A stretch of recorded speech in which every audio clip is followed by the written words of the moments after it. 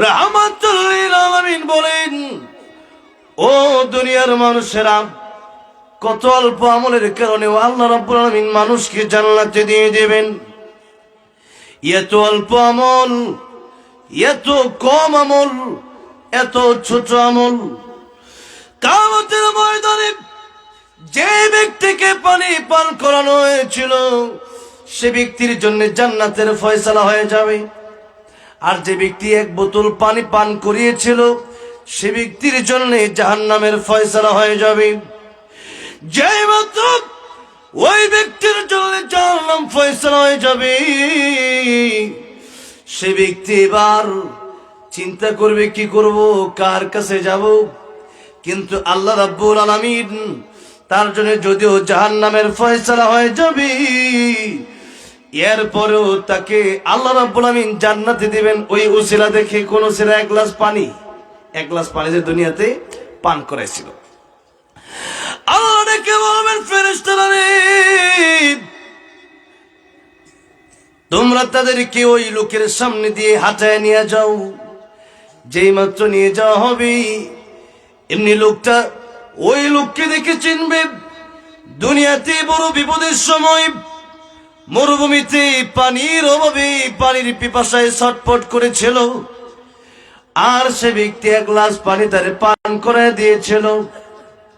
সে ব্যক্তি বলবে, হুজুর, আজকে আপনি জান্নাতে চলে যান, আজকে কি আমার জন্য একটু সুপারিশ করা যায় না?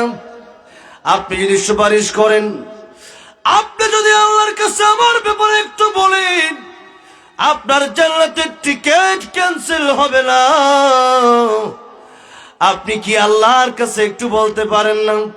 এমনি লোকটা বলেন, হ্যাঁ, দুনিয়াতে বড় বিপদের সময় আমাকে তুমি উপকার করেছিলে, আজকের কিয়ামতের কঠিন ময়দানে তুমি বিপদে পড়েছো, আমি কি তোমার জন্য আল্লাহর কাছে একটু বলতে পারি না? এমনি আল্লাহ রাব্বুল আলামিনকে ডেকে বলবেন, প্রভু, এই লোকটা দুনিয়াতে আমি বিপদে পড়েছিলাম, আমার বিপদের সময় আমাকে পানি দিয়ে আমাকে সাহায্য করেছিল, আজকের কিয়ামতের ময়দানে লোকটা বিপদে পড়ে গেছে আর আমি তো জান্নাতে চলে যাব। আমি তো ডান হাতে আমলনামা পেয়েছি, আমার তো আজকে খুশ খবর, আমার তো বড় খুশনসিব। আল্লাহ রাব্বুল আলামিন আজকে কি তাকে মাফ করে দেওয়া যায়, যাতে করে তোমার সাথে দেখা হয় আর সে আমলটার কথা তার মনে হয়ে যায়। আজকের কিয়ামতের কঠিন ময়দানে দুনিয়াতে তোমার জন্য যদি তার এতটুকু মায়া লাগতে পারে যে দুনিয়াতে তুমি বিপদে পড়েছিলা, নিজে পানি পান না করে তোমাকে অনেক গুনাহ দেখার পরেও আল্লাহ রাব্বুল আলামিন ওই নেক আমলটার কারণে অনেক বান্দাকে মাফ করে জান্নাত দিয়ে দিবেন। যেরকম সুবহানাল্লাহ। তাহলে আমার ভাইরা বলছে, তাহলে গুনাহ যদি ছোট হয় ওইটাও করা যাবে না, আর নেক যদি ছোট হয় ওইটা সারা যাবে না।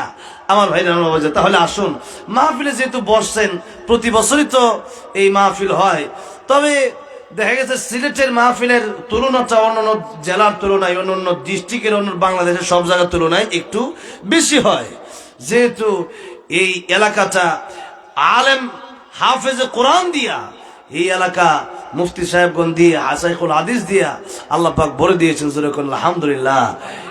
সেই জন্য কোরআনের আলোচনা, ওয়াজ মাহফিল, এটা দেখা গেছে একদিন এই এলাকায় আরেকদিন এলাকায় হইতেছে এরকম। তো সেই জন্য আলোচনা প্রতিদিন একদিনে তার সব শোনা সম্ভব না। দেখা গেছে যে আফসারি সাহেব হুজুর একরকম আলোচনা করবেন, আমার আলোচনা হবে আরেক জায়গা থেকে। আবার হুজুররা দেখে গেছেন যে খালেদা বানু কাছে সাহেব, হাফিজুর রহমান সাহেব হুজুর, ওনারা আবার অন্যরকম আলোচনা করছে। এক এক ফুলের এক এক ঘ্রাণ, এক এক জায়গা থেকে এক একটা ঘ্রাণ নিতে হবে আপনার। তো সেই জন্য এক এক জিনিসের এক এক মজা। তো সেই জন্য আলোচনা যতটুকু করব ততটুকু আমলের নিয়তে আল্লাহ আমাকে বলা, আপনাদেরকে শোনার তৌফিক দান করেন। আমিন। এবার আসুন সরাসরি আমি যে আলোচনাগুলো করতে চাই, সূরা মুদ্দাসসির থেকে আপনাদের সামনে আমি কয়েকটা আয়াতে কারিমা তেলাওয়াত করেছি। যে আয়াতে কারিমার মধ্যে আল্লাহ রাব্বুল আলামিন বলছে যে জান্নাতীরা জাহান্নামীদেরকে প্রশ্ন করে, তোমরা জাহান্নামে কেন গেল? অতঃপর জাহান্নামীরা জাহান্নামে যাওয়ার 4টা কারণ উল্লেখ করবে। এই 4টা কারণ নিয়ে আজকের ওয়াজ হবে, যাতে করে এই 4টা বিষয় নিয়ে আমরা আমল করতে পারি এবং জাহান্নাম থেকে বাঁচতে পারি। আল্লাহ রাব্বুল আলামিন বলেন, যদি জাহান্নাম থেকে বাঁচতে পারো আর জান্নাতে যেতে পারো, তোমার চেয়ে সফল কাম আর কেউ নাই। আল্লাহ বলেন, فَمَنْ زُحْزِحَ عَنِ النَّارِ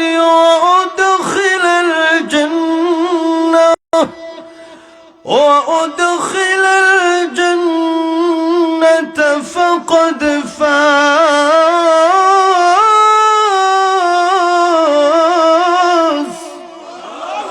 وَمَا الْحَيَاةُ الدُّنْيَا إِلَّا مَتَاعُ الْغُرُورِ।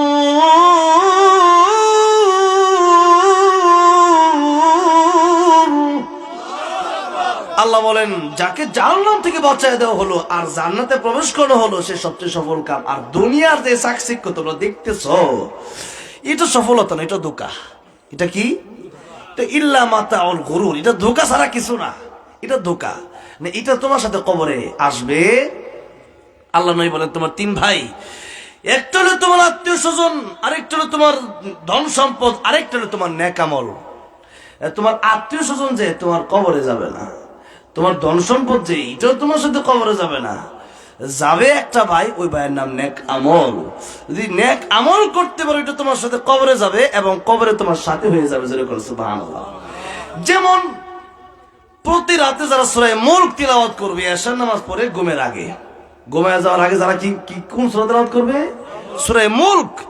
এই সূরাটা ঝগড়া করবে কিয়ামতের ময়দানে যে আল্লাহ, সে ব্যক্তি অনেক গুনাহ করছে, এটা হইতে পারে, কিন্তু আমি কোরআন, আমি সূরা মুলক, আমি আজকে তোমার কাছে সুপারিশ করি, তাই তুমি মাফ করে দাও। আল্লাহ বলবে, লোকটা গুনাহগার, জাহান্নামে যাবে। কোরআন বলবে, আল্লাহ এই গুনাহ করছে না কি করছে আমি জানি না, কিন্তু সে প্রতি রাতে আমার তিলাওয়াত করতে ভুলে নাই। আজকের কিয়ামতের ময়দানে তাকে জাহান্নামে দিলে এটা তার সাথে গাদ্দারি হবে। তাকে জান্নাতে না দেওয়া পর্যন্ত তোমার সাথে আমার ঝগড়া চলতে থাকবে। সুবহানাল্লাহ। আল্লাহ, আমি তোমার কালাম, আমি গায়রে মাখলুক। মাখলুক আল্লাহর সাথে ঝগড়া করতে পারে না কোনো মাখলুক, কিন্তু কোরআন তো আল্লাহর কালাম, সেজন্য কোরআন পারবে। সেদিন এই কোরআন আমার আপনার সাথী হয়ে যাবে, এই কোরআন আমার আপনার বন্ধু হয়ে যাবে। যে আল্লাহ, তাকে যতক্ষণ জান্নাতে না দিবা ততক্ষণ পর্যন্ত আমি সন্তুষ্ট হব না। আল্লাহ বলবেন, কোরআন তোকে সন্তুষ্ট আমি করবই, আর তোরে সন্তুষ্ট করতে গিয়ে যা করা লাগে তাই করবো। আজকে আল কোরআন হুজ্জাতুল লাকা আও আলাইকা, কোরআন কারো পক্ষে সাক্ষী দিবে আর কোরআন কারো বিপক্ষে সাক্ষী দিবে। যারা কোরআনকে ভালোবাসবে, যারা কোরআনকে পড়বে এবং যারা কোরআন অনুযায়ী জীবনকে চালাবে, এদের জন্য কোরআন সুপারিশ করবে। আর আল্লাহ কোরআনের সুপারিশ মঞ্জুর করে সেই বান্দাগুলোকে জান্নাত দান করবেন। সুবহানাল্লাহ। আর কোরআন যারা পড়বে না, কোরআন যাদের কাছে ভালোই লাগে না, কোরআনের বিরোধী যারা হবে, এরপরে কোরআন জীবন চালাবে না, কোরআন এদের বিরুদ্ধে চলে যাবে। সেই জন্য কোরআন এটা আমার আপনার বন্ধু হবে, যেমন কোরআন শরীফ কেউ পড়লে এটা নেক আমল। সুতরাং এই সম্পদ, নিজের আত্মীয় স্বজন, এরা কবরে যাবে না, যাবে আমার সাথে আমার কোরআন, যাবে আমার সাথে আমার নামাজ, যাবে আমার সাথে আমার দান সদাকা, যাবে আমার সাথে আমার হজ, যাবে আমার সাথে আমার যাকাত। অর্থাৎ এক কথাই, যদি নেক আমল করতে পারি, ওই নেক আমল আমার সাথে কবরে চলে যাবে। আর অন্য কিছু কিন্তু আমার সাথে কবরে চলে যাবে, কবরে যাবে না। কবর দেওয়া পর্যন্তই, মরার সাথে সাথে আমার আপনার সম্পদ গুলো আরেকজনের ওয়ারিশ হয়ে যাবে। আর কবরে দাফন করার সাথে সাথে আমার আত্মীয় স্বজন আমার কাছ থেকে চলে যাবে, আর আমার সাথে কবরে কেউ যাবে না। তাহলে কবরে যদি আমি, আমার যেতে হবে, যেহেতু ওই কবরের জীবন কত লম্বা জীবন হবে আল্লাহ ভালো জানেন। সেই জন্য এই লম্বা জীবন আমাকে কোরআন নিয়ে যেতে হবে, নেক আমল নিয়ে যেতে হবে। যদি না নিয়ে যায় তাহলে বদ আমলের কারণে আমাকে জাহান্নামে যেতে হবে। এখন এই ওয়াজ যে আপনারা শুনতেছেন, যে এই কাজ করলে জান্নাতে যেতে পারবেন, এই কাজ করলে জাহান্নামে যেতে পারবেন, এই ওয়াজ, এই আলোচনা, এই তাফসির শোনার পরেও যদি আপনি এই আমল না করতে পারেন, তাহলে কিন্তু আপনাকে প্রশ্ন করা হবে যে তোমার কাছে কি কোরআনের তাফসির করা হয় নাই, তোমার কাছে কি ওয়াজ মাহফিল শোনানো হয় নাই, জাহান্নামের ভয় কি তোমাকে দেখানো হয় নাই, আর জান্নাতে কিভাবে যাবা ওটা কি তোমাদেরকে বলে দেওয়া হয় নাই? এটা আল্লাহ পাক কোরআন শরীফের সূরা মুলকে বলছেন তোমাদেরকে প্রশ্ন করা হবে এই বিষয়ে। আল্লাহ বলেন সাআলাহুম খাযানাতুহা আলাম ইয়াতিকুম নাযীর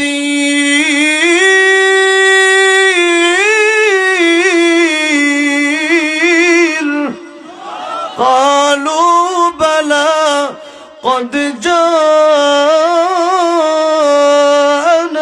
نذير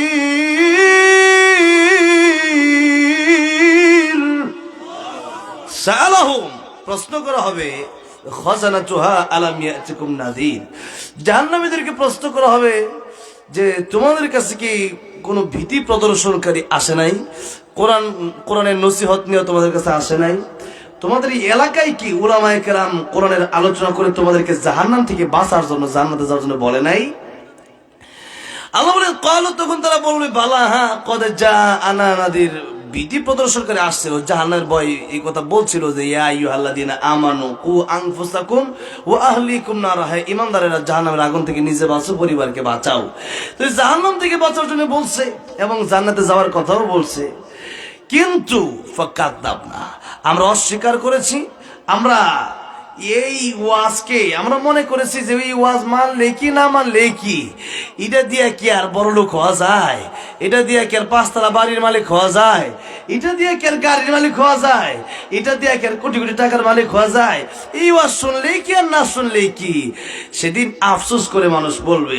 আল্লাহ একটু পরেই বলতেছেন সূরা মুলকের প্রথম পৃষ্ঠার একবারে শেষ লাইনে আল্লাহ বলতেন তখন মানুষ আফসোস করবে আর বলবে ওয়াকালু লাউ কুন্না নাসমাউ আও নাকিলু মা কুন্না ফি আসহাবিস সাঈর।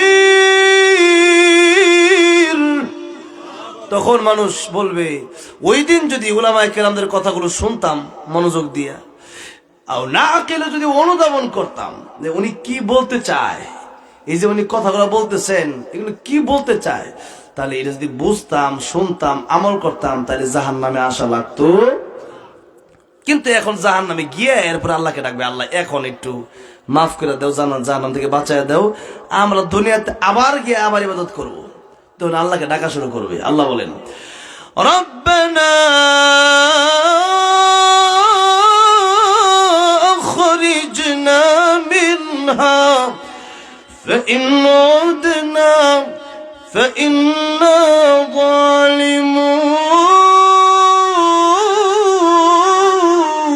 ظالمون قال اخسئوا فيها ولا تكلمون।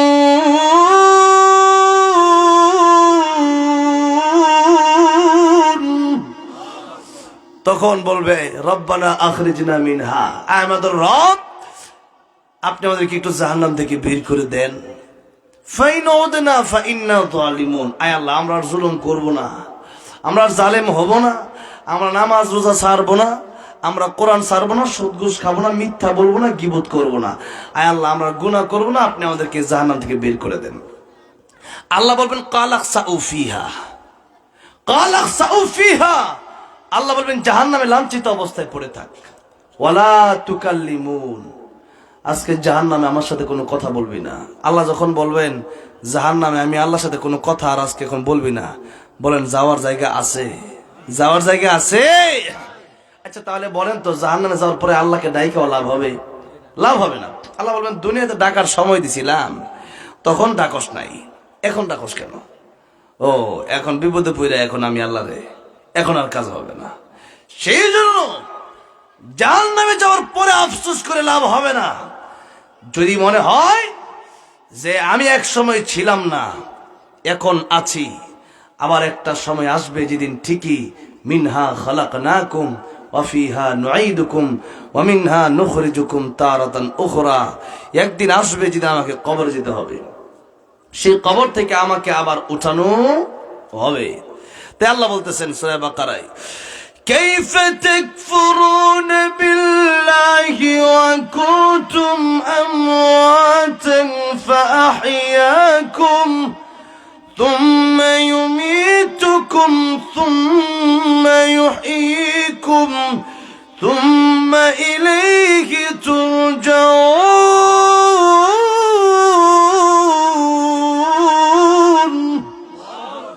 আল্লাহ বলেন কাইফা তাকফুরুনা বিল্লাহ, মানুষ আল্লাহর সাথে নাফরমানি করে কিভাবে? অথচ কুনতুম আমওয়াতা, তুমি ছিলা মৃত, ফাআহইয়াকুম, আমি আল্লাহ তোমার জীবন দিলাম।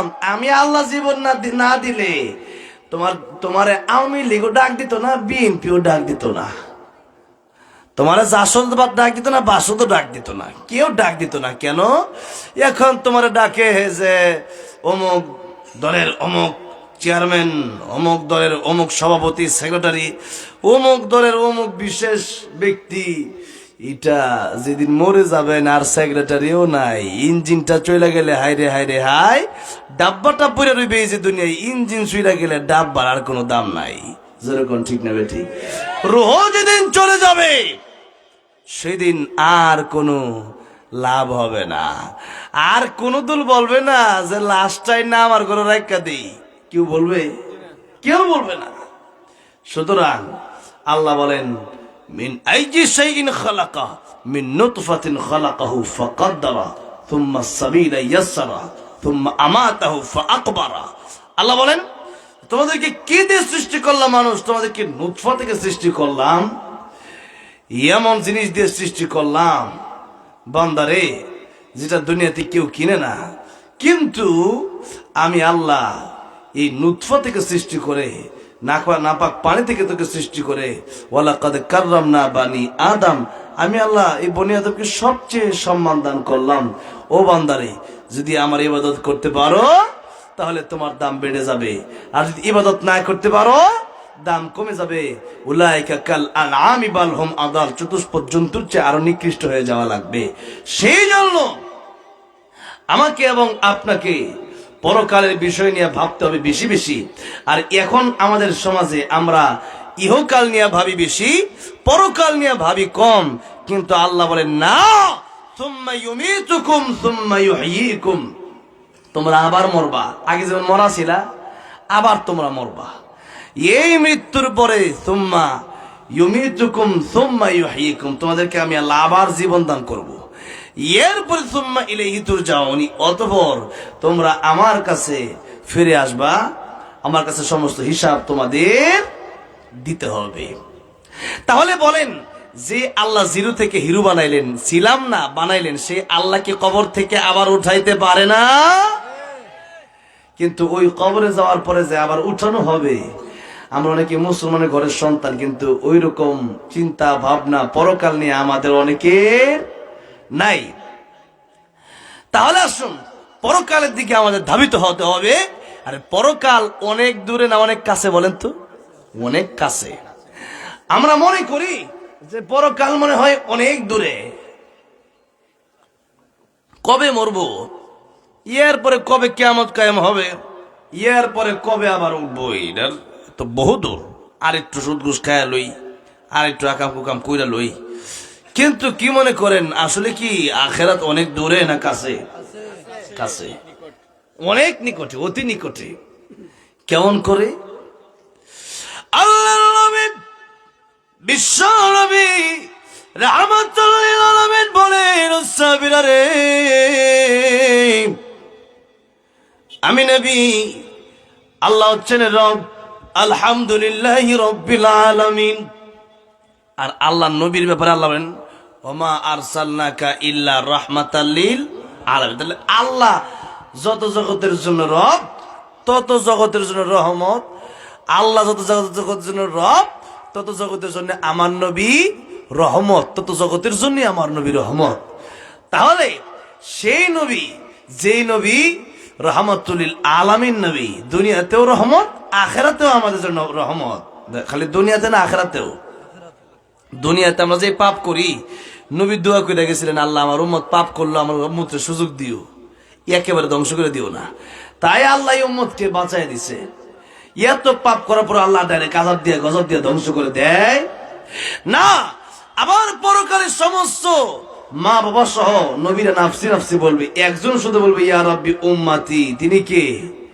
আমার আপনার নবী, কথা বলেন ঠিক না বেঠিক? সেই নবী রাহমাতুল লিল আলামিন নবী, তিনি বলছেন, ও সাহাবীরা, আমি নবী রাহমাতুল লিল আলামিন নবী, আমার কাছে মালাকুল মউত আসলে অনুমতির প্রয়োজন আছে।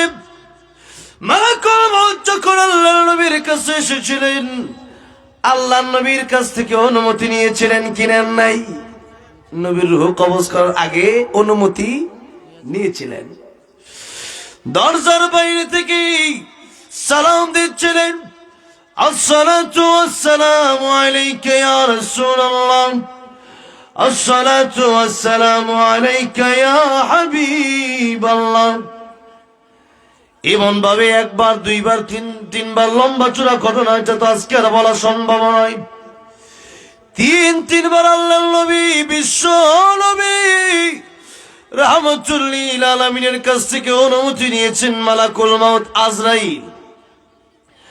তথাপিও আল্লাহর নবী, বিশ্ব নবী রাহমাতুল লিল আলামিন বলেন, ও সাহাবীরা, মালাকুল মউত আমার কাছে আসলে অনুমতির প্রয়োজন আছে, কিন্তু আমি নবী নামাজের পর ডান দিকে সালাম ফিরালে বাম দিকে সালাম ফিরাতে পারবো কিনা, ডান দিকে সালাম ফিরায়া বাম দিকে মাথা ঘুরাতে পারবো কিনা, এতটুকু গ্যারান্টি আমি বিশ্ব নবী রাহমাতুল লিল আলামিন দিতে পারি না।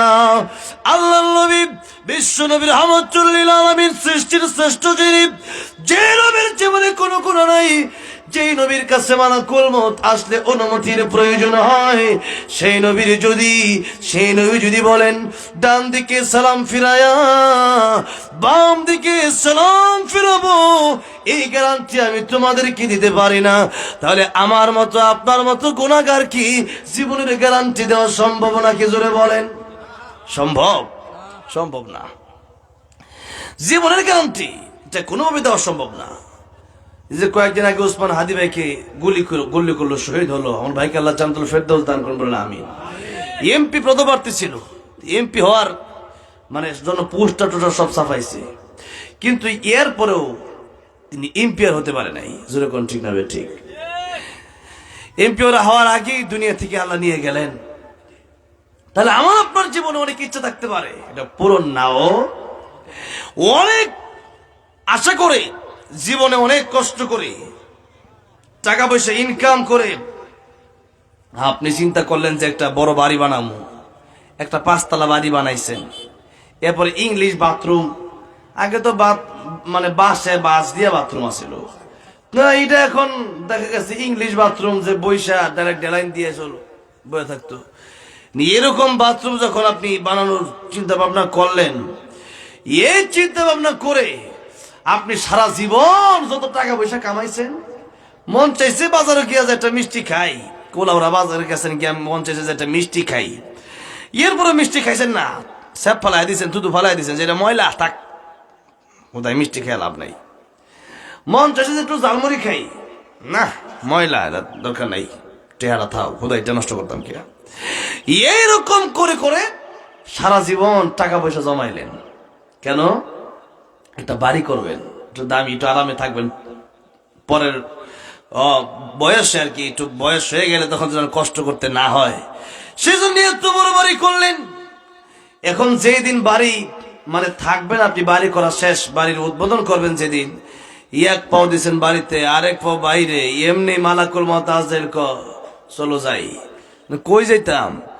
যাইতা কবরের ভিতরে, মাটির নিচে, 5 তলার উপরে না, মাটির নিচে। আপনার ইচ্ছে হইলে আপনি যাইতেন 5 তলার উপরে, আর মালাকুল মউত আজরাইল যাইতাম মাটির নিচে। তাহলে বলেন আর কি 5 তলায় ঢোকা সম্ভব? আর সম্ভব নয়। এত কষ্ট করে সারা জীবনের সমস্ত অর্থ, সমস্ত টাকা পয়সা দিয়ে একটা বাড়ি করলেন, কিন্তু থাকার আর নসিব হইল না। এটাই হলো দুনিয়া। দুনিয়া হচ্ছে এটা মন চাহি জিন্দেগি নয়, যা মনে চায় এটা দুনিয়াতে পাবেন না। যা মনে চায় তাই যদি পেতে হয়, ওটা জান্নাতে গেলে পরে পাওয়া যাবে। ওইটা কোথায় গেলে পাওয়া যাবে? জান্নাতে গেলে পাওয়া যাবে। জান্নাতে গেলে যা মন চাইবে তাই পাওয়া যাবে। মরণ হবে না, কোনো অসুস্থতা নাই। এক একজনের জন্য 72টা করে সর্বনিম্ন হুর থাকবে, যারা দুনিয়াতে একবার থুতু ফেললে দুনিয়ার পানিগুলো মধুর চাইতে মিষ্টি হয়ে যাইত। আল্লাহু আকবার কোন, জোরে বলেন সুবহানাল্লাহ। এরপরে একবার যদি দুনিয়ায় তাকে হাসি দিত একবার, তো চন্দ্রের আলো সূর্যের আলো ফেল হয়ে যেত। আল্লাহু আকবার। সুন্দর কাকে বলে, রূপবতী কাকে বলে, এত সুন্দর হবে 60 গজ মোটা কাপড় পরলেও তার ভেতরে আপনার জন্য কতটুকু ভালোবাসা আছে সেটা দেখা যাবে। যেরকম সুবহানাল্লাহ। তাহলে দেখেন, ওই জান্নাতে যাওয়ার পরে নাজ নেয়ামতের অভাব নাই। 80,000 খাদেম, সর্বনিম্ন কত খাদেম? 80,000 খাদেম। এখানে একজন এমপি মন্ত্রী হইলে তারে 2টা গাড়ি দিয়ে 4টা গাড়ি দিয়ে লয়ে যায়। কয়জন ধরেন? 15 জন ধরেন, 20 জনই থাকে পুলিশ। এই 20 জন পুলিশ বাপ কি? আর জান্নাতে সর্বনিম্ন যার ইমান থাকবে তার খাদেম হবে 80,000। কত হাজার খাদেম? 80,000 খাদেম। এরপরে অনুষ্ঠান হবে, গিয়া বসলেন, বসার পরে 70,000 প্লেট খানা। আপনার অন্যের জন্য না, আপনার জন্য 70,000 প্লেট, একার জন্যই। এখন 70,000 প্লেট খানা। দুনিয়াতে দেখা গেছে যে যদি 2 জায়গায় দাওয়াত থাকে, এক জায়গায় খাই আরেক জায়গায় খাওয়াটা কষ্ট হয়ে যায়। যেরকম ঠিক না বেঠিক? ইমাম সাহেব হুজুরে দাওয়াত দিলেন, মনে করেন হুজুর হুজুর এটা দাওয়াত, এর মাঝখানে আমনে দাওয়াত দিয়ে গেছেন, একটু পরে আরেকজন আছে, হুজুর এই শুক্রবারে কারো কাছে দাওয়াত নিয়েন না, জুমার পরে আমার দাওয়াত। হুজুর কইতে দাওয়াত তো একটা আছে, না না না না আমারটাও রাগুর লাগবো, এটা খাইয়া তো কই লাইবেন। এখন ইমাম সাহেব হুজুর চিন্তা করতে কি করি, দাওয়াত তো 2টা। প্রথমে গেছে, ওখানেও মন মতো খায় না, কেমন জানি থাক লাগতো না, খালি ছাইরা দেয়। আপনি তরকারি দিয়ে ছাইরা, হুজুর না থাক লাগতো না। কেন? যে না, আর মূলত আরেক জায়গায় তো দাওয়াত দরকার, ওইটা তো খাওয়ার লাগবো। এখন সেই জায়গায় যাওয়ার পরে এখন সেই জায়গায় খাওয়া যায় না, কারণ হচ্ছে ওই যে আরেক জায়গায় খাই আসছে। কত খাওয়া যায়? পেট হলে এতটুকু খাওয়া যায়, আর কতটুকু? এখন দেখা গেছে যে প্রথম বাড়ি থেকে দ্বিতীয় বাড়ি যাওয়ার পরে দেখে যে প্রথম বাড়িতে দিয়েছিল ব্রয়লার মুরগি, এখন গিয়ে দেখি দেশি মুরগি। প্রথম বাড়িতে দিয়েছিল পাঙ্কাশ মাছ, এখন গিয়ে দেয় ইলিশ মাছ। তো সব দিকে এখন দ্বিতীয়টা উন্নত। এখন চিন্তা করতেছে, আরে খায়া তো পেটটা বইরে লাইছে, এখন তো খাওয়া যায় না। পেট ভরার পরে যত দামি খাবারই দেখ, খাইতে মন চায় না। পেট ভরে যাওয়ার পরে যত খাওয়ানি দেখ, এটা যদি আপনি স্বর্ণ দিয়ে দেয় তাও খাইতে মন চাবে না, কারণ আপনার পেট ভরা। আর ক্ষুধা থাকলে পান্তা বাদ দিলে দেখা গেছে যে কাঁচা মরিচ দিয়ে দিলে, লবণ দিয়ে দিলে ওইটাও মজা লাগে। কথা ঠিক না বেঠিক? তো এখন দেখা গেছে এক জায়গায় খাইয়া আরেক জায়গায় খাইতে গেলে বেশি খাওয়া যায়।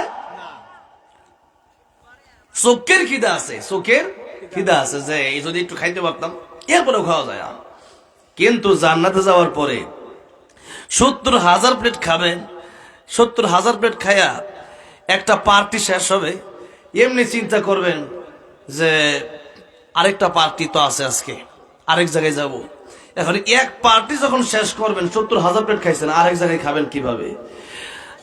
চোখে খাইতে মনে চায় কিন্তু খাইতে পারবেন না, এমন তো হবে না। 70,000 প্লেট খাওয়ার পরে একটা ঢেকুর দিবেন, ঢেকের সাথে সাথে সমস্ত খাবারগুলা হজম হয়ে যাবে। যেরকম সুবহানাল্লাহ।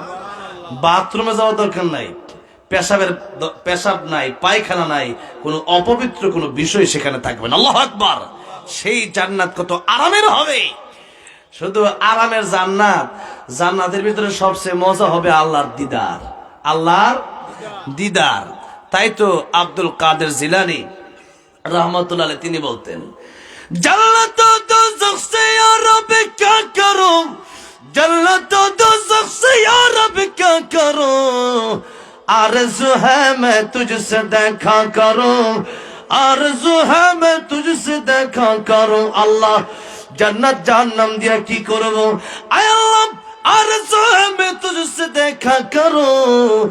आय अल्लाह আমার বড় ইচ্ছা, জান্নাত যদি দাও আর না দাও সেটা বুঝি না, জান্নাতে দিলে দিও, না দিলে নাই, কিন্তু তোমার সাথে দেখা করার আমার বড় ইচ্ছা। তোমার দেখলে আমার কলিজায় আর কোনো দুঃখ থাকবে না। জোরে কোন সুবহানাল্লাহ।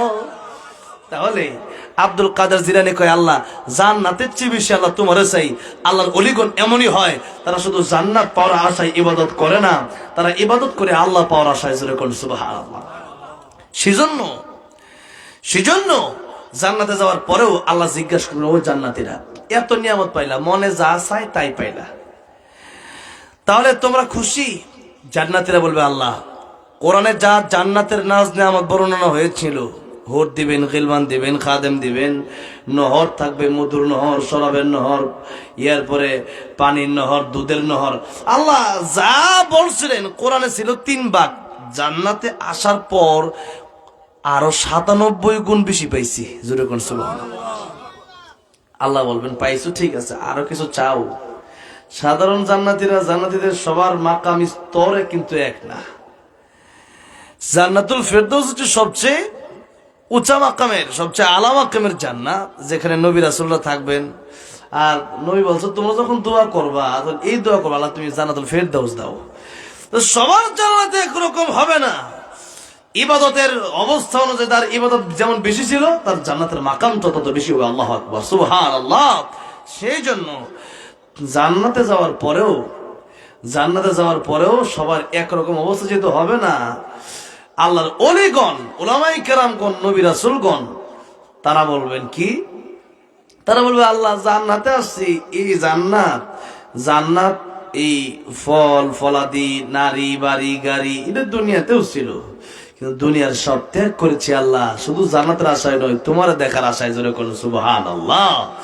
জান্নাত দোজখ সে ইয়া রব্বি ক্যা করো, জান্নাত দোজখ সে ইয়া রব্বি ক্যা করো, आरज़ू है मैं तुझसे देखा करूं, आरज़ू है मैं तुझसे देखा करूं।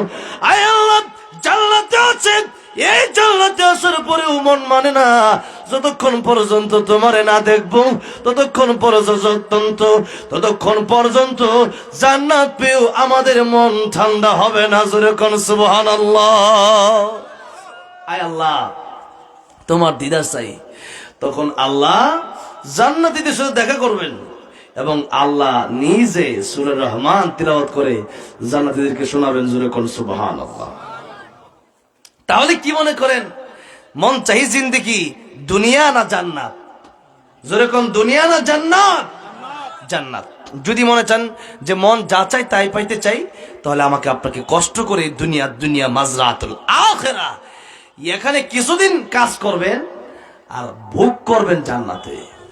একজন কৃষি দেখা গেছে যে ধান ক্ষেত লাগাচ্ছে, ধানের চারা লাগাচ্ছে, তো এটা 2 মাস 3 মাস কষ্ট করে ধান বিক্রি করে বাকি 8 মাস 9 মাস বসে খায়। এরকম অনেক কৃষি আছে যে সিজনের সময় একটা বিষয় চাষ করে ওই 2 মাস 3 মাসে ওনার ব্যবসা, আর বাকি সময়গুলো উনি ওই ব্যবসায় বসে বসে খায়। তাহলে কাজ করলো 3 মাস আর বাকি 9 মাস বসে খাইলো। আল্লাহ নবী বলেন, ও আমার উম্মতেরা, এই দুনিয়া তোমাদের কর্মস্থল, আর দুনিয়া মাজরাতুল আখিরা, এখানে কাজ করবা আর ফলাফল আল্লাহ তোমাদেরকে জান্নাতে দিয়ে দিবেন। যেরকম সুবহানাল্লাহ। তাহলে আমার বাবাজিরা, জান্নাতে আমাদের যেতে হবে, আমরা যেতেও চাই। জান্নাত ছাড়া জাহান্নাম আছে। ফারিকুন ফিল জান্নাতি ওয়া ফারিকুন ফিস সাইর। কিয়ামতের ময়দানে 2টা দলে আল্লাহ মানুষকে বিভক্ত করবেন, একটা জান্নাতি দল আর একটা জাহান্নামী দল। এই 2 দলের বাইরে কোনো দল হবে না। সেজন্য জান্নাতে আমরা যেতে চাই কি চাই না, জোরে বলেন। কারা কারা যেতে চাই একটু হাত উঠে দেখাই তো। লিল্লাহি তাকবীর, নারে তাকবীর। কোরআন হাদিস যেখানে, নারে তাকবীর। আল্লাহ কবুল করেন, হাত নামান। আল্লাহ তুমি প্রত্যেকটা হাত কবুল করে নাও, জোরে বলেন আমিন। আমার ভাইরা বলছে, এবার আসেন, জান্নাতীরা জান্নাতে যাওয়ার পরে তখন জাহান্নামীদেরকে জিজ্ঞাসা করবে, তোমরা কেন জাহান্নামে আসলা? তখন জাহান্নামীরা 4টা উত্তর দিবে। এই কথাটাই আমার আজকের মূল আলোচনা ছিল। এবার আসুন আমরা মূল আলোচনা, হুজুর চলে আসবে কিছুক্ষণ পরে ইনশাআল্লাহ, এই মূল আলোচনাটা আমরা একটু করে নেই। আল্লাহ রাব্বুল আলামিন বলেন, ইয়াতাসাআলুনা আনিল মুজরিমিন মা সালাকাকুম ফি সাকার। জান্নাতীরা জাহান্নামীদেরকে প্রশ্ন করবে যে, ইয়াতাসাআলুনা আনিল মুজরিমিন, জাহান্নামীদেরকে প্রশ্ন করা হবে যে, মা সালাকাকুম ফি সাকার, তোমরা জাহান্নামে গেলা কেন? কি কাজ করার কারণে তোমাদেরকে আল্লাহ জাহান্নামে দিল? আমাদেরকে তো আল্লাহ জান্নাতে দিল। তোমরা কি কি কাজ করলা যেই কাজের কারণে আল্লাহ তোমাদেরকে জাহান্নাম দিছে? ওই কাজগুলো একটু আমাদেরকে বলো। জাহান্নামের উত্তর দিবে, 1 নাম্বার, قالوا لم نك من المصلين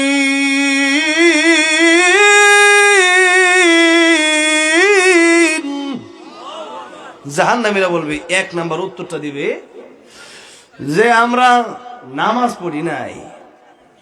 তোমরা নামাজ পড়তা আর আমরা নামাজ পড়তাম না, এটাই ছিল সবচেয়ে বড় কারণ। এক নাম্বার কারণ হবে তাহলে জাহান্নামে যাওয়ার কারণ নামাজ না পড়া, নামাজ না পড়া। এবং লক্ষ্য করে দেখুন, নামাজ হচ্ছে এমন একটা ইবাদত, কিয়ামতের ময়দানে সর্বপ্রথমই এই হিসাব নেওয়া হবে, নামাজের হিসাব নেওয়া হবে। যেরকম কিসের হিসাব নেওয়া হবে? নামাজের হিসাব নেওয়া হবে। আল্লাহর নবী বিশ্ব নবী রাহমাতুল লিল আলামিন বলেন, নামাজের হিসাব দিতে গিয়ে যারা পার পেয়ে যাবে,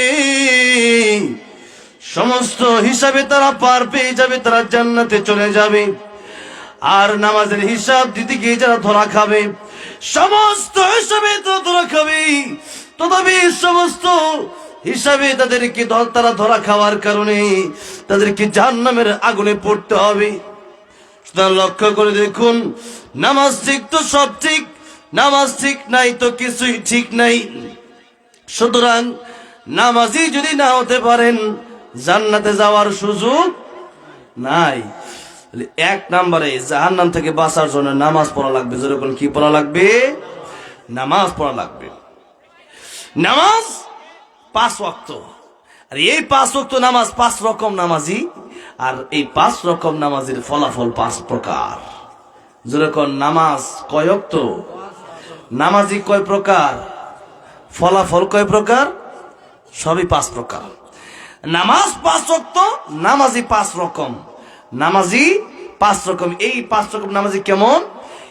5 নাম্বার থেকে শুরু করি। 5 নাম্বার নামাজি হচ্ছে ওই নামাজি যেই নামাজি নামাজ পড়ে 4 ওয়াক্ত, 1 ওয়াক্ত পড়ে না। জুমার নামাজ পড়ে, বাকি সপ্তাহে 1 ওয়াক্ত নামাজও পড়ে। ঈদের নামাজ পড়ে, বাকি বছরে কোনো নামাজ পড়ে না। বাৎসরিক মুসল্লি, মাসিক মুসল্লি, সাপ্তাহিক মুসল্লি, মন চাই মুসল্লি, মানে তার মন চাইলে নামাজ পড়ে, তার মন না চাইলে নামাজ পড়ে না। এরকম মুসল্লির জন্য 4 ওয়াক্ত পড়লো আর 1 ওয়াক্ত কেন পড়লো না, সেই কারণে তাদেরকে জাহান্নামে যেতে হবে। তাহলে বলেন, এইরকম 5 নাম্বার সিরিয়ালে যারা আছি, এই সিরিয়ালতে বের হওয়ার দরকার জোরে বলেন, আছে না নাই? 4 নাম্বার সিরিয়াল, নামাজ পড়ে ওযু ঠিক নাই, নামাজ পড়ে পাক পবিত্র না, নামাজ পড়ে কোরআন তেলাওয়াত অশুদ্ধ পড়ে, নামাজ হবে না। নামাজ পড়ে আমলে কাসিরও করে, নামাজ পড়ে এখানে মন থাকে সিঙ্গাপুর, নামাজ পড়ে এখানে মন থাকে সৌদি আরব, নামাজ পড়ে মসজিদে মন থাকে ক্ষেত খামারে, নামাজ পড়ে মসজিদে মন থাকে ঘরের ভিতরে। এরকম নামাজের নামাজটাও পরিপূর্ণ শুদ্ধ হয়, ঠিকঠাক নামাজ না পড়ার কারণে নামাজ হয় না। আর এই নামাজ ঠিকঠাক না পড়লে পরে আমাকে আপনাকে জাহান্নামে যেতে হবে। তাহলে এই 4 নাম্বার নামাজ যারা, তাদেরকেও বের হয়ে আসতে হবে, অর্থাৎ পাক পবিত্র হয়ে নামাজ পড়তে হবে। ওযুর ফরজ যাই না, ওযু ঠিকঠাক করে নামাজ দিতে হবে। গোসলের ফরজ আমরা অনেকে আদায় করি, নাকে কলি করি না, নাকে পানি দেই না, চলে যাচ্ছি মসজিদে, নামাজ কিন্তু আমাদের হচ্ছে না। এই যে নামাজ হচ্ছে না, এরপর আপনি মনে করছেন আমি তো নামাজি, কোরআন অশুদ্ধ, নামাজ ভঙ্গের কারণ 19টা, প্রথমটাই কোরআন অশুদ্ধ পড়া। এই কোরআন অশুদ্ধ আমরা অনেকেই পড়তেছি, কিন্তু আমরা মনে করতেছি নামাজ তো হয়ে যাচ্ছে, কিন্তু আসলে তো নামাজ হচ্ছে না। এই জন্য নামাজ যদি ঠিকঠাক পড়তে চান, তাহলে এই কোরআন আপনাকে শিখতে হবে, শুদ্ধ তেলাওয়াত শিখতে হবে, অশুদ্ধ নয়। তাহলে নামাজের ভিতরে মন ঠিক রাখতে হবে। এই মন যদি ঠিক না রাখতে পারেন, নামাজ ঠিকঠাক না পড়লে জাহান্নামে যেতে হবে। তাহলে 4 নাম্বার যারা আছেন, নামাজ পড়েন কিন্তু ঠিকঠাক পড়েন না, নামাজের ভিতরে কোন রকম সেজদা দিয়া এদিকে তাকাইয়া আমলে কাসির কইরা এরপর নামাজ পড়ে চলে যাচ্ছেন, এরকম নামাজি আল্লাহর কাছে এরকম নামাজের কোনো দাম। নবী বলেন, সবচেয়ে বড় সত্য নামাজ চোর, যে ঠিকভাবে নামাজ পড়ে না, নামাজের সবগুলা রুকন সে আস্তে আস্তে চুরি করে, এটা সবচেয়ে বড় চোর। তাহলে দেখেন, নামাজ 4 নাম্বার যারা আছেন, যে নামাজ ঠিকঠাক পড়ে, এই নামাজিও জাহান্নামে যাবেন। এবার 3 নাম্বার কোন নামাজি? তার মন বারবার শয়তানের ধোঁকা দিয়া সিঙ্গাপুর নিয়ে যায়, ক্ষেত খামারে নিয়ে যায়, বাড়িতে নিয়ে যায়, এরপরও সে চিন্তা করে, নবী বলেন, ইবাদত ওইভাবে করবা যে তুমি আল্লাহর দেখতেছো আর আল্লাহ তোমার দেখতেছে। আর তুমি যদি আল্লাহর নাও দেখো, মনে রাখবা আল্লাহ কিন্তু ঠিকই তোমারে দেখতেছেন।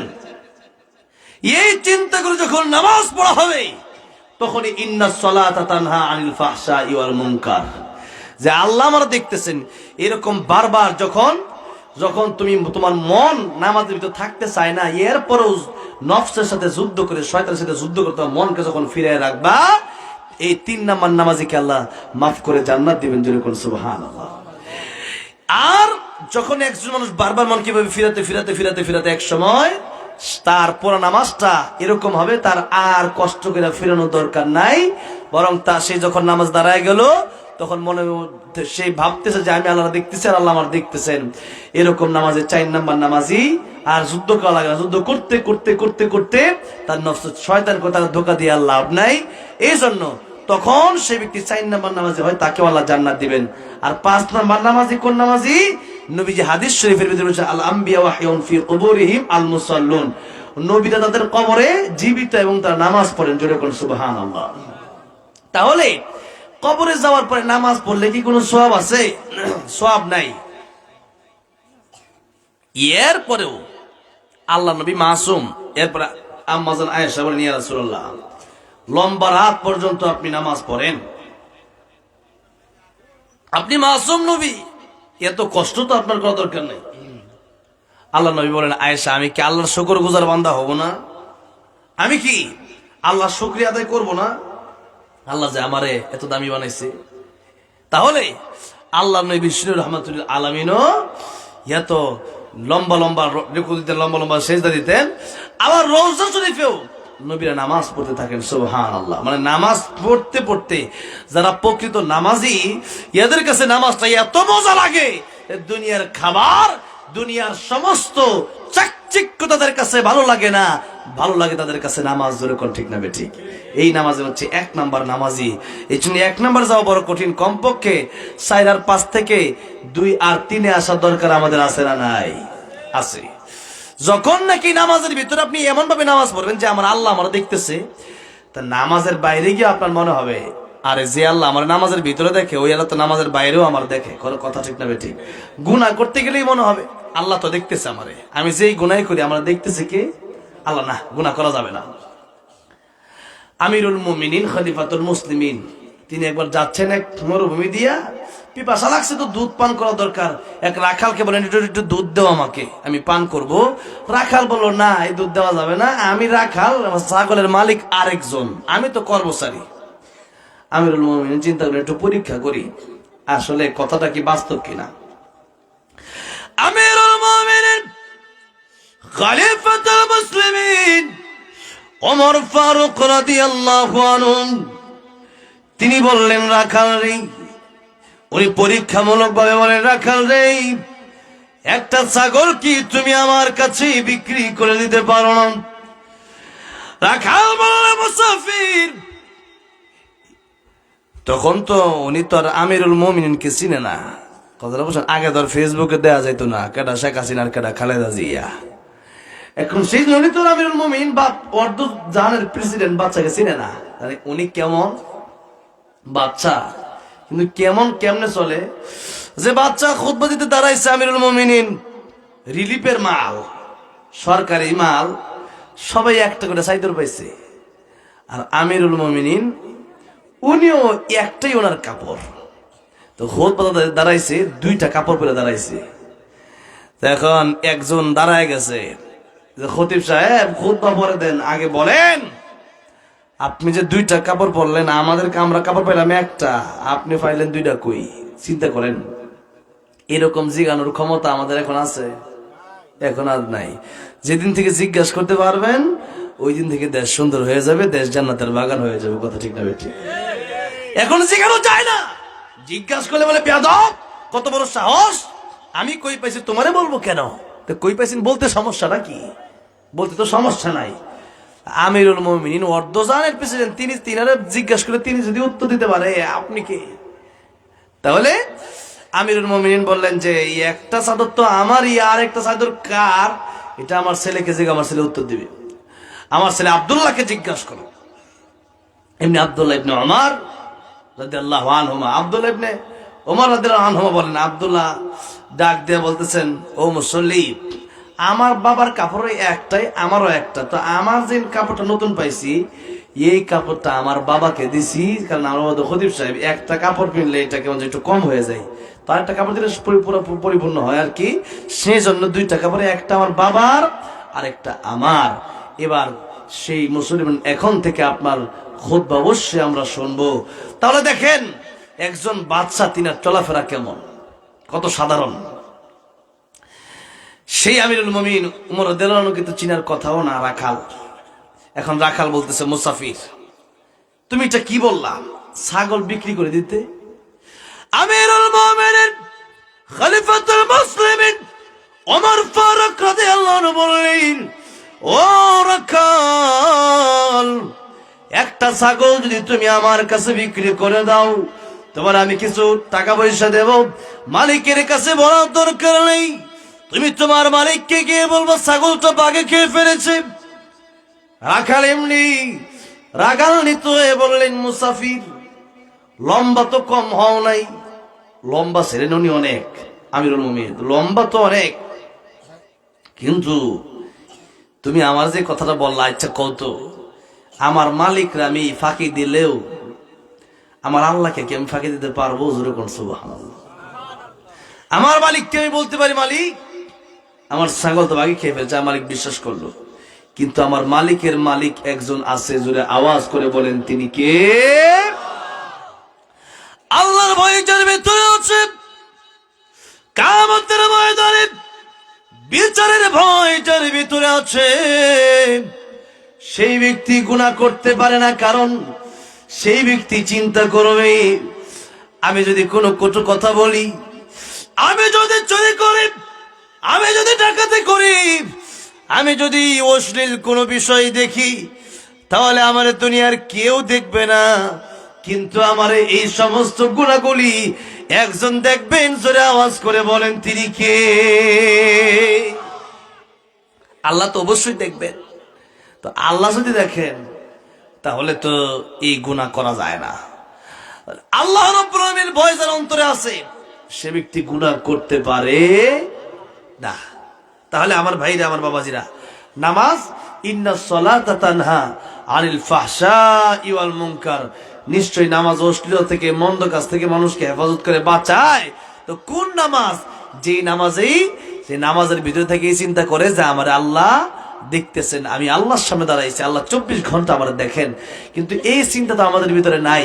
তাই গুনাহ করতে গেলে চুপি চাপি সব গুনাহ করলেও মনে হয় না যে আমার আল্লাহ আমারে দেখতেছেন। সেই জন্য আল্লাহ রাব্বুল আলামিন আমাদের সদা সর্বদা 24 ঘন্টা দেখতেছেন। এই কথা যদি আমাদের অন্তরে থাকে, আমাদের গুনাহ কমে যাবে, আমাদের গুনাহ কমে যাবে, আস্তে আস্তে হয়তো কমে যাবে, কিন্তু ইনশাআল্লাহ একসময় গুনাহ বন্ধ হয়ে যাবে। একসময় এই নামাজ আমাকে সমস্ত পাপাচার থেকে বাঁচাইয়া দিবে। তাহলে বলেন, কিয়ামতের ময়দানে জাহান্নামী জান্নাতীকে জিজ্ঞেস করেছে, জাহান্নামে গেলা কেন? জাহান্নামীরা জাহান্নামে যাওয়ার এক নাম্বার কারণ কি হবে? জোরে বলেন, এক নাম্বার কারণ কি হবে? নামাজ। আল্লাহর নবী বিশ্ব নবী রাহমাতুল লিল আলামিন বলেছেন, উম্মতেরা রে, তোমাদের সন্তানের বয়স যখন 7 বছর হয়ে যাবে, তাদেরকে তোমরা নামাজের আদেশ দাও। 10 বছর বয়স যখন হয়ে যাবে, তখন তোমরা নামাজ না পড়লে তাকে তোমরা পিটাও, নামাজ না পড়লে তোমরা তাকে শাসন করো। কারণ হচ্ছে, যে সন্তান নামাজ পড়ে না, আল্লাহকে চিনে না, ওই সন্তান মা বাবাও চিনতে পারে না। সেই জন্য নামাজ, এই নামাজের বিষয়টা কত গুরুত্ব দেওয়া হলে আল্লাহ নবী বলেছেন যে 7 বছর বয়সে নামাজের আদেশ দাও, আর 10 বছর বয়স হয়ে গেলে পরে নামাজ না পড়লে তাকে পিটাও। কারণ যে আল্লাহ চিনে না, ও মা বাবা, সদ্য গোষ্ঠী, ভাই ব্রাদার কাউকে চিনে না। তাহলে আসেন, 1 নাম্বার জাহান্নামে যে কারণে জাহান্নাম যাবে, 1 নাম্বার কারণ হচ্ছে নামাজ না পড়া। তাহলে নামাজ যদি না পড়ি আর জান্নাতের আশাও যদি করি, তাহলে কি মনে করেন জান্নাতে যাওয়া যাবে? তো যাবে না। কেন? নামাজ না পড়ার কারণে। তাহলে আজকে থেকে নামাজ পড়বেন না সবাই? বলি ইনশাআল্লাহ। 2 নম্বরে জাহান্নামে যে উত্তরটা দিবে, ওয়ালাম নাকুনু তু'ইমুল মিসকিন,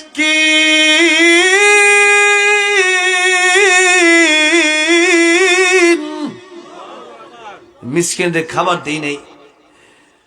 গরিব মানুষ এলাকায় ছিল, আমি খাইছি অনেক, খাইছি এবং ফালাইছি, অপচয় করছি। টাকা পয়সা 200 টাকা জিনিস 10,000 টাকা দিয়ে কিনছি, কিন্তু আমার পাশে গরিব রে চাইছি, এরপরও দিই নাই। তাহলে অনেকে জাকাতটা অনেকে দেয় না। এই জাকাত যারা দিবে না, এই জাকাত তাদেরকে সাপ হইয়া কিয়ামতের ময়দানে পেঁচায় বলবে, আমি তোর সেই সম্পদ, যেই সম্পদের জাকাত তুই দেস নাই, যে সম্পদের জাকাত তুই দেস নাই, আমি তো সেই সম্পদ আজকে তোরে কামড়াবো, কেন জাকাত দিলি না? আমার ভাইরা, আমার বাবাজিরা, 3 নম্বরে আল্লাহ রাব্বুল আলামিন বলেন জাহান্নামের যে উত্তরটা দিবে, এটা সবচেয়ে, এটা মানে এতক্ষণ যা শুনছেন এটা আরো গুরুত্বপূর্ণ। আল্লাহ বলেন 3 নম্বর যে কারণটা, وَكُنَّا نَخُوضُ مَعَ الْخَائِضِينَ।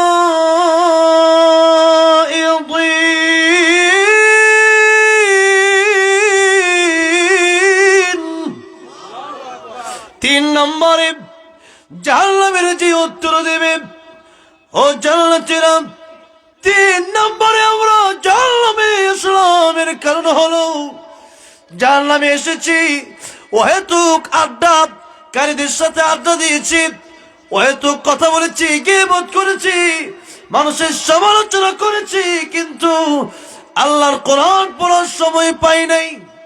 অহেতুক আড্ডা, চায়ের দোকানে বসে চা একটা চুমুক দিয়া এরপরে কয় যে অমুক মিয়া ভালো না, শুনছস নি ওই কাজটা কি করছে, সে আবার কয় ও খালি এটা করছে, আরো কি করছে আমার কাছ থেকে শোনো। এবার শুরু হয়ে গেল তার বিরুদ্ধে সমালোচনা। গীবত, কিছু ব্যাপারে গীবত করা ফরজ। যেমন দেখা গেছে যে একজন স্বৈরাচার অথবা কাদিয়ানি অথবা হিজবুত তাওহীদ যারা ইসলামের বিরুদ্ধে যায়, অথবা এটা যদি জনগণকে সতর্ক করে না দেওয়া হয়, এই কাজে জনগণ বিপদে পড়বে, এমন গীবত এটা গাওয়া ফরজ। এই গীবত গাওয়া ফরজ হয়ে যায় অনেক সময়। যেমন কাদিয়ানিরা, গোলাম আহমদ কাদিয়ানি বাথরুম ফিরা মরছে যে মেট্রিক পরীক্ষা ফেল মারছে 3 বার, এর নবী দাবি করে, তাহলে বুঝেন আল্লাহ। এই গোলাম আহমদ কাদিয়ানি এর উত্তর শরীরা সাধারণ মুমিন মুসলমানদেরকে বোঝায় যে গোলাম আহমদ কাদিয়ানি নবী, তোমাদের নবী মানো, কিন্তু এই নবী যদি মানে তাহলে তো জনগণ কাফের হয়ে যাবে। এখন কাফের যদি হয়ে যায়, এখন তার কাফের থেকে বাঁচানোর দায়িত্ব তো উলামায়ে কেরামদেরকে আল্লাহ দিয়েছে। এখন ওই কাদিয়ানীদের বিরুদ্ধে বলা এটা ফরজ। এটা কি ফরজ? তাহলে দেখেন, গীবত কিছু জায়গায় ফরজ আছে, আবার কিছু জায়গায় গীবত গাওয়া জায়েজ আছে। কিন্তু কোন গীবত করা ফরজ? একজন ভাই আমার এলাকায় আছে, তারে কোনো কারণ ছাড়াই তার শান, তার মান ছোট কইরা তার ইজ্জত নষ্ট করার জন্য যে গীবত হয়, ওটারে বলা হয়, ওই গীবত হলো হারাম।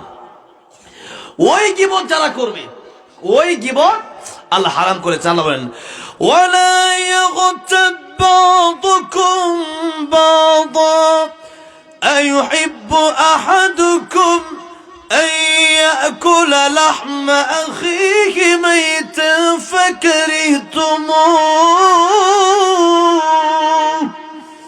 আল্লাহ বলেন তোমরা একে অপরের গীবত করবে না। আর আইয়ুহিব্বু আহাদুকুম, তোমরা কি এমন থেকে পছন্দ করো যে ইয়াকুল লাহমা আখিহি মাইতান, তোমাদের মৃত ভাইয়ের গোশত খাওয়া তোমরা কেউ পছন্দ করো? আমরা বলবো না। আল্লাহ তো ফাকারিহতুমু, তোমরা এটা যেমন অপছন্দ করো, গীবতটাকেও এমন অপছন্দ করো। তাহলে গীবত গাওয়া এটা হারাম।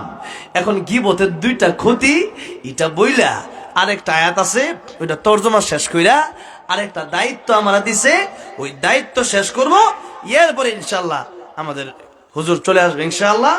এতক্ষণ পর্যন্ত একটা ঘটনা বলতে একটু সময় লাগবে, যদিও লম্বা ঘটনা না, সংক্ষিপ্ত ছোট্ট ঘটনা, কিন্তু একটু বোঝার জন্য, বোঝানোর জন্য একটু সময় লাগবে। শুনতে রাজি আছেন?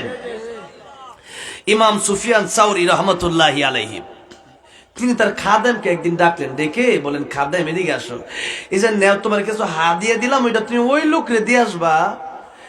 তো যার কথা বললেন উনি, যারে দিয়ে আসবা সে আমার বিরুদ্ধে খুব গীবত করে, আমার বিরুদ্ধে খুব মানে আমার বিরুদ্ধে বদনাম বইলা বইলা বেড়ায় এলাকায় যে এই হুজুর ভালো না।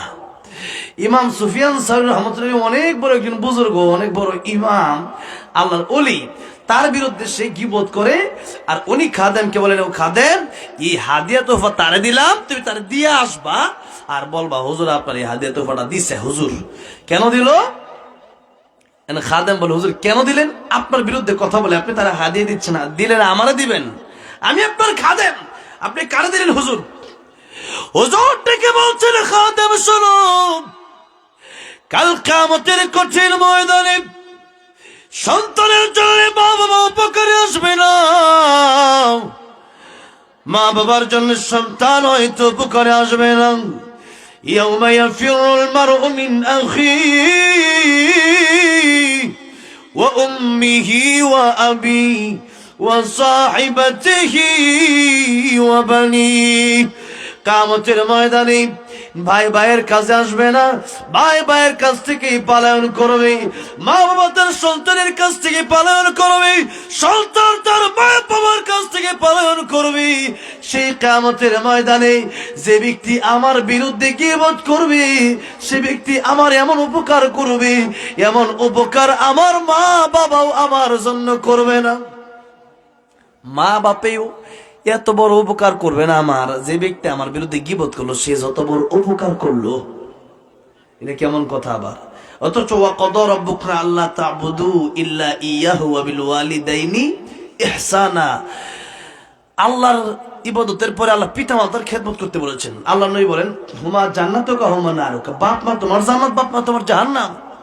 আল্লাহ নবী বলেন, মা আর বাবার দিকে যদি একবার তাকাও, আল্লাহ একটা কবুল হজের সওয়াব তোমার আমলনামায় দান করে দিবেন। জোরে করে সুবহানাল্লাহ।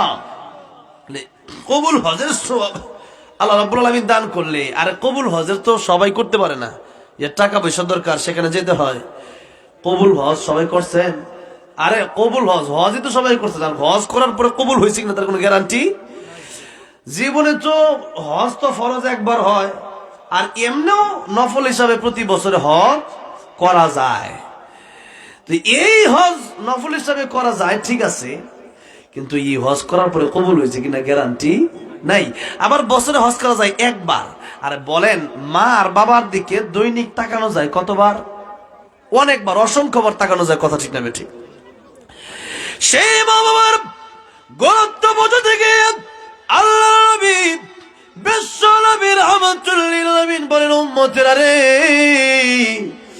মা আর বাবার দিকে তাকাও, মা আর বাবার দিকে একবার মায়ের নজরে তাকাইবা, আমার আল্লাহ রাব্বুল আলামিন এক একটা কবুল হজের সওয়াব তোমার আমলনামায় দান করে দিবেন। একটু জোরে কোন কবুল হজের সওয়াবে মিলে, একটা হজের সওয়াবে মিলে মাকে একবার দেখিলে, মা কেন এত দামি জানে না সকলে, মা কেন এত দামি জানে না সকলে। আমার ভাইরা, আমার বাবা ছিল, মা বাবার গুরুত্ব এত বেশি যে মা বাবার গুরুত্ব নিয়ে আলোচনা করতে গেলে রাত শেষ হয়ে যাবে, আলোচনা শেষ হবে না। এই মা জনম দুঃখিনীর বাবা, তাদের চাইতে বেশি উপকার আবার সে ব্যক্তি কিভাবে করবে? কিভাবে করবে? আল্লাহ নবী, বিশ্ব নবী রাহমাতুল লিল আলামিন বলেছেন কিভাবে এত উপকার বেশি করবে। এর সিস্টেম হলো, যে ব্যক্তি গীবত করবে সে ব্যক্তি তার নেক আমলগুলা যার বিরুদ্ধে গীবত করলো তার দিয়ে দিল, আর যার বিরুদ্ধে গীবত করলো তার যত গুনাহ আছে সেই ব্যক্তি সেই গুনাহগুলা নিয়ে নিল। দুইটা ক্ষতি। এক নম্বরে, কিয়ামতের ময়দানে মা বাবাও নেকি দিতে চাইবে না, আর এই গীবতকারীর নেকি নেক আমল সে তার অনিচ্ছা সত্ত্বেও আমাকে দিয়ে দেওয়া লাগবে। তাহলে মা বাবার চাইতে বড় উপকার সে করলো কি করলো না? করলো। কিয়ামতের ময়দানে আমার গুনার ভাগ আমার মা নিবে না, আমার গুনার ভাগ আমার বাবা নিবে না, কিন্তু এই লোক যে ব্যক্তি আমার বিরুদ্ধে গীবত করলো, পরনিন্দা করলো, সমালোচনা করলো, এই ব্যক্তির গুনাহগুলা, মানে অর্থাৎ আমার গুনাহগুলা সে নিল, তার নেকগুলা আমরা দিয়ে দিল। তাহলে সে যে নামাজ পড়লো, সে তার নামাজ তো তার জন্য পড়লো না, আমার জন্য পড়লো। সে দান করলো, দান তো তার জন্য করলো না, আমার জন্য করলো। যত নেক আমল সব আমার জন্য করলো, আর আমি তার কিছু হাদিয়ে দিব না, তা কি হইতে পারে? আপনার বিরুদ্ধে যদি কেউ কিছু বলে, আপনি যদি শুনতে পারেন যে আপনার বিরুদ্ধে কথা বলছে, আপনি তার ফোন করে বলবেন, আসো তোমার কোলাওয়া নিয়ে একটু বিরিয়ানি খাওয়াই। কেন? যে তুমি আমার পরম বন্ধু। কেন পরম বন্ধু? কারণ তুমি আমার বিরুদ্ধে গীবত করে যে উপকার করছো, এই উপকার তো আমার মা বাপেও করবে না। কিয়ামতের ময়দানে মা বাপেও আমার নেকি দিবে না, আমার গুনাহ নিবে না। আর তুমি আমার গুনাহ নিয়ে জাহান্নামে যাবে, তোমার নেকি নিয়ে আমি জান্নাতে যাবো। সমস্ত নেকিগুলো তো তুমি আমার জন্যই করো। ফজরের নামাজ পড়ছেন, ভালো কথা, নামাজটা পড়ে শুনছস নি রে, অমুক লোক খারাপ। হ্যাঁ, এই যে বললেন, এই বলার কারণেই আপনার বিপদ হয়ে গেল, আপনার নামাজটা তার কাছে চলে গেল যার বিরুদ্ধে গীবত করলেন। তাহলে বলেন, গীবত আর করা যাবে? আরেকজনের বিরুদ্ধে কি সমালোচনা করা যাবে? যাবে না। এটা এত মারাত্মক গুনাহ যে যত বড় আমলই করেন না কেন, গীবত সব আমল ধ্বংস করে দিবে। তাহলে গীবত করা যাবে না। এই হলো 3 নাম্বার। 4 নাম্বার কথাটা কইয়া এরপরে ইনশাআল্লাহ সামনের দিকে যাই। 4 নাম্বার আল্লাহ বলেন, 4 নাম্বার জাহান্নামে যে কথাটা বলবে, জাহান্নামে যাওয়ার কারণ আল্লাহ বলেন, ওয়া কুল্লা নুকাদ্দিবু বিয়াউমিদ্দিন।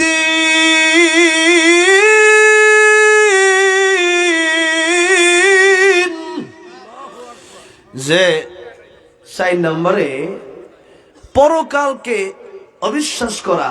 আরেকটা ব্যাখ্যা হলো পরকাল বিষয়ে গাফলতি নিজের ভিতরে চলে আসা। পরকাল যে একজন টাকা পায় 5,000 আপনার কাছ থেকে, তাই সে বললো ভাই দিয়ে দেন, দিমু না। তা আপনি বললেন না দিলে কিন্তু কিয়ামতের মধ্যে আল্লাহ ঠিকই বিচার করবে। এখন আপনি কোন আল্লাহ বিচার করবে মানে কিসের বিচার? আবার পরকালের বিষয় পরেরটা পরে দেখা যাবে। পরকালের বিষয় পরে দেখা যাবে। কবরে যাওয়ার পরেরটা পরে দেখা যাবে। এখন যা খাওয়ার সুদ ঘুষ হারাম মাঞ্চিতা মাইরা খাওয়ার খায়ালই, পরেরটা পরে দেখা যাবে। এই কথা যারা বলে পরকালে যা হবার হবে হোক, এই কথা যারা বলে, বোঝা গেল পরকালের প্রতি তাদের বিশ্বাসটা পরিপূর্ণ নাই, এবং পরকাল বিষয়ে তাদের ভিতরে গাফলত চলে আসছে। জোরে কোন ঠিক না বেঠিক? সেজন্য পরকাল নিয়ে যারা গাফলতি করবে এবং ইবাদত করবে না, এদেরকেও জাহান্নামে জ্বলতে হবে। পরকাল বিষয়ে কেন? আল্লাহর এই কোরআনের বক্তব্যকে, ওয়া কুনতুম, আল্লাহ যে বলেছেন সুম্মা ইউমিতুকুম সুম্মা ইউহয়িকুম, তোমাদের মৃত্যুর পরে আবার তোমাদেরকে জীবন দেওয়া হবে, অতঃপর তোমাদের সুম্মা ইলাইহি তুরজাউনের কাছে আসতে হবে। ফামান ইয়ামাল মিসকালা যাররাতিন খায়রান ইয়ারা ওয়া মান ইয়ামাল মিসকালা যাররাতিন শাররান ইয়ারা। ভালো কাজ যদি অল্প করো, এটার প্রতিদান তোমার দেওয়া হবে, আর মন্দ কাজ যদি অল্প করো, এটার প্রতিদান তোমাকে দেওয়া হবে। সুতরাং বান্দা, হিসাব করে কবরে আসো। আর জান্নাত আর জাহান্নাম এটা ওই অনেক পরে না, বলছিলাম অনেক আগে। কত আগে? যে নবী কই ডান দিকে সালাম ফিরে বাম দিকে সালাম ফিরাতে পারবে, এই গ্যারান্টি নাই। তাহলে আমরা কি গ্যারান্টি দিতে পারবো? সুতরাং গ্যারান্টি যদি দিতে না পারি, মালাকুল মউত যে কোনো সময় চলে আসতে পারে। আখিরাত বেশি দূরে না, এখন মরবেন তো ফজরের পর আপনাকে দাফন করে দিবে, লম্বা সময় নিবে না। সেজন্য নবী বলেন, আল কবরু রাউযাতুম মিন রিয়াজিল জান্নাহ আও হুফরাতুম মিন হুফারিনার। কবর কার জন্য জান্নাতের বাগান, কার জন্য জাহান্নামের গর্ত। তো মুমিন ও মুসলমান, যদি ও আমার উম্মতেরা, যদি তোমরা কবরে নেক আমল করে আসতে পারো, কবর জান্নাতের বাগান হয়ে যাবে। আর যদি কবরে বদ আমল করে আসো, কবর জাহান্নামের গর্ত হয়ে যাবে। সুতরাং আমাদের নেক আমল নিয়ে কবর যেতে হবে, নামাজ নিয়ে কবরে যেতে হবে, গীবত ছেড়ে মানুষকে ভালোবেসে মানুষের সাথে সদা আচরণ করে কবরে যেতে হবে, গরিবদেরকে ইতিম মিসকিনদেরকে দান করে কবরে যেতে হবে। এরপরে পরকালের প্রতি বিশ্বাস রেখে আল্লাহর হুকুম হাকাম মেনে আমাদের কবরে যেতে হবে। আল্লাহ আমাদের সেরকম তৌফিক দান করেন, জোরে বলেন আমিন। একবারে শেষ মুহূর্তে এই মাহফিলটা প্রতি বছর হয়। গত বছর আগের বছর আমি যখন আসছিলাম, কেউ 1000, কেউ তার চেয়ে বেশি, কেউ তার চেয়ে কম আপনারা দিয়েছেন। 10 মিলে করি কাজ, হারে যেতে না হিলাস। এই যে আজকের মাহফিলে যারা আসছে, কে কার কোন আয়াতের মাধ্যমে, কোন আলোচনার মাধ্যমে হেদায়েত মানে আল্লাহ নসিব করে দেয় বলা যায় না। সেই জন্য এই মাহফিলে কে কে আছেন যে আমি 1,000 টাকা, আমি 5,000 টাকা, আমি 10,000 টাকা এই মাহফিলের জন্য আমি দিতে চাই, এরকম কোন ব্যক্তি আছেন যে আল্লাহ আমার টাকা পয়সা দান করছে, আল্লাহর দিনের জন্য কিছু টাকা আমি এখানে খরচ করতে চাই? একটু একবারে হিম্মত নিয়ে এবং আল্লাহর মহাব্বত অন্তরে নিয়ে, কোরআনের মহাব্বত অন্তরে নিয়ে প্রথমে কে দিবেন একটু হাতটা ওঠান। মাশাআল্লাহ, আব্দুল মান্নান সাহেব। যারা দান করে দেখছি প্রতি বছরই তারা দান করে, মাশাআল্লাহ। হ্যাঁ, আব্দুল মান্নান সাহেব 20,000 টাকা ধরে কোন মারহাবা। আল্লাহ রাব্বুল আলামিন কবুলের মঞ্জুর করে নিন। আল্লাহ আব্দুল মান্নান সাহেবের নেক বাড়ায় দেন।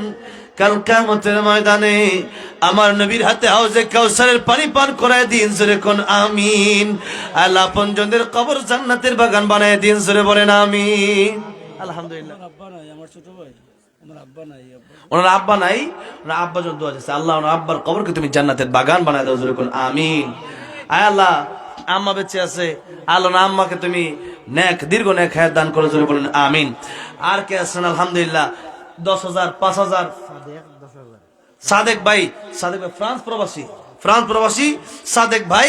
প্রবাসীর এই এলাকায় অনেক আমার ভাইরা, আমার যুবক ভাইরা আছেন যারা অনেক বিভিন্ন দেশে থাকেন, তারা অনেক কষ্ট করেন। প্রবাস জীবনটা নিজেরা অনেক কষ্ট করে টাকাটা কামাইয়া এই দেশের জন্য, আমাদের জন্য, মাদ্রাসার জন্য, মসজিদের জন্য, তারা কোরআনের জন্য দান করে। আল্লাহ আমার ভাইকে কবুল করেন, আল্লাহ আমার ভাইয়ের দানকে কবুল আর মঞ্জুর করে, আল্লাহ আমার ভাইয়ের রুজি রোজগারে বরকত দান করেন, জোরে কোন আমিন। প্যান্ডেল মাইক এটা কি এই বছরের? আগামী বছরের জন্য প্যান্ডেল তো মাইক সবই তো আলহামদুলিল্লাহ ভালোই, একটু খরচও বেশি হয়। যদিও আপনারা দেখেন একেবারে শীত যেত না লাগে, সেই জন্য একবারে রাউন্ড করে আপনাদের প্রতি বছর মাহফিল হয়। প্যান্ডেলটা কত লাগে? 25,000, 30,000 একজনে মিলা হোক, দুইজনে মিলা হোক প্যান্ডেলটা আগে, এরপরে 30,000-এর মতো আর কি। যাক, নারে তাকবীর, নারে তাকবীর। আল্লাহ আব্দুল মান্নান ভাই আগে দিল 20,000, আবার দিল এখন 10,000, মোট 30,000। তাহলে প্যান্ডেলের টাকাটা তাহলে মুনি দিয়ে দিল, জোরে কোন মারহাবা। আল্লাহ রাব্বুল আলামিন, আল্লাহ মনের নেক বাসনা তুমি পুরা করে দিও। আল্লাহ রাব্বুল আলামিন কাল কিয়ামতের ময়দানে আমার নবীর সাথে জান্নাতের মালিক বানায়ো। আল্লাহ আজকে যেমন এই মাহফিলে আল্লাহ তোমার কোরআনের মাহফিলে আল্লাহ আগেই বছরের জন্য প্যান্ডেল দিয়ে দিল, আল্লাহ রাব্বুল আলামিন জান্নাতের ভিতরে একটা মাহফিল হবে, যেই মাহফিলে তুমি তেলাওয়াত করবা, ওই মাহফিলে আমার আব্দুল মান্নান ভাইকে তুমি জায়গা করে দিও, জোরে কোন আমিন। আলহামদুলিল্লাহ। আর কে আছেন? মাইক কত? মাইক কত লাগে? মাইক লাগে 10,000। এই মাইক আওয়াজ যায়, অনেক মা বোনেরা ঘর থেকে আওয়াজ শুনতে পারে। মাহিদ ভাই 10,000, মাহিদ ভাই 10,000, লন্ডন প্রবাস। নারে তাকবীর,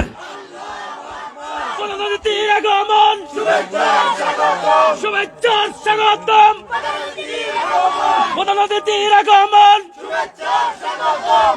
সালাম শুভেচ্ছা। হে মহান অতিথি, সালাম শুভেচ্ছা।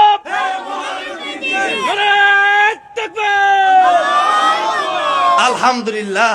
মানে গতকালকে রাতেও প্রায় প্রতিদিনই যখনই আমি ইউটিউব, ফেসবুক বিভিন্ন জায়গায় ঢুকলে হুজুরের আলোচনা চলে আসে সামনে। লম্বা সময় ধরে আমি বাংলাদেশে যে কয়েকজন মুফাসসিরদের আলোচনা শুনি, এত ভালো লাগে। আপনারা তো আসছেন মাশাআল্লাহ, ওই যে অনেকে দাঁড়ায় আছেন, দ্রুত চলে আসেন, দ্রুত চলে আসেন। আলহামদুলিল্লাহ। সূর্যের আলো যখন সকালবেলায় সূর্যের আলো যখন উঠে যায়, তখন আর কুপির আর মোমবাতি তার কাজে লাগে না, যেরকম ঠিক না বে ঠিক। হুজুর চলে আসছেন, বাংলাদেশের রত্ন হুজুর, সেই জন্য আর লম্বা করবো না।